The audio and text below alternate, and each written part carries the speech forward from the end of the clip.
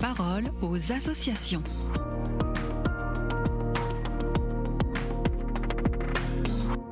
Bienvenue dans la parole aux associations. Je suis aujourd'hui avec Amélie Berthelin, responsable de l'information à l'aide à l'Église en détresse. Bonjour Amélie, aujourd'hui vous nous emmenez en Algérie. Bonjour Alice, bonjour à tous.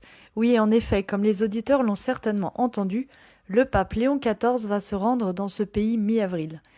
C'est une nation qui nous est chère et nous aidons l'Église sur place depuis de nombreuses années. Un des projets les plus récents est celui de la réfection de l'évêché d'Oran. C'est le lieu même où a été assassiné Monseigneur Pierre Claverie, l'évêque d'Oran, il y a tout juste 30 ans. Ce lieu est aujourd'hui un symbole fort de dialogue interreligieux et le pape évoquera sûrement cette figure de l'Église d'Algérie, même s'il ne se rendra pas à Oran. Où le pape se rendra-t-il précisément ? Alors il se rendra à Alger, bien sûr. Il sera accueilli par Monseigneur Vesco, grande figure de l'Église d'Algérie, qui a été créé cardinal par le pape François. Et puis le Saint-Père se rendra ensuite à Annaba, sur le site même où officiait au IVe siècle saint Augustin.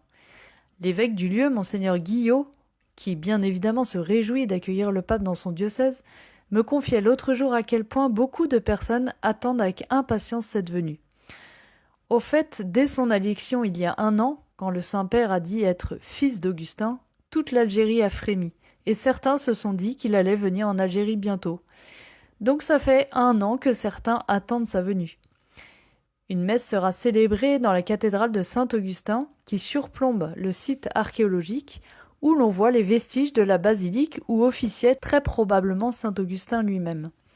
Ce voyage pontifical sera donc un événement historique et aussi délicat, parce qu'en effet, le christianisme reste un sujet sensible en Algérie, pays largement musulman. À quoi ressemble l'Église d'Algérie aujourd'hui ? Alors c'est essentiellement une église de fidèles qui ne sont pas nés en Algérie. Il y a des expatriés rassemblés surtout à Alger, puis des étudiants subsahariens, car l'Algérie délivre beaucoup de bourses. Et puis il y a également des migrants, des prisonniers et quelques Algériens de souche. L'Église catholique est officiellement reconnue et a de bonnes relations avec le gouvernement en raison de son action sociale. Mais ceci dit, quelques milliers de personnes sur un pays de 47 millions d'habitants, ça ne représente qu'une goutte d'eau. Et pourtant, malgré cette taille modeste, l'Église est marquée par plusieurs figures importantes, comme saint Augustin, on l'a vu, mais aussi bien sûr saint Charles de Foucauld, Monseigneur Pierre Claverie, ou encore Monseigneur Lavigerie, le fondateur de la Société des missionnaires d'Afrique. Et puis bien sûr, sans oublier les moines de Tibérine. Est-ce qu'on peut parler d'un pays tolérant à l'égard des chrétiens ? Alors difficilement. Disons que pour les catholiques, ça reste une église qui est visible, notamment avec ses grandes basiliques, mais elle est malgré tout contrôlée avec beaucoup de restrictions, notamment administratives. Mais concernant les protestants, c'est beaucoup plus compliqué. Il y a 1 an d'ailleurs, tous les temples protestants, 48, ont été fermés en Kabylie. En effet, tout prosélytisme est formellement interdit et les conversions sont en général mal tolérées. Et du coup, comme en Iran ou en Indonésie, il y a probablement des centaines de chrétiens qui n'osent pas se montrer.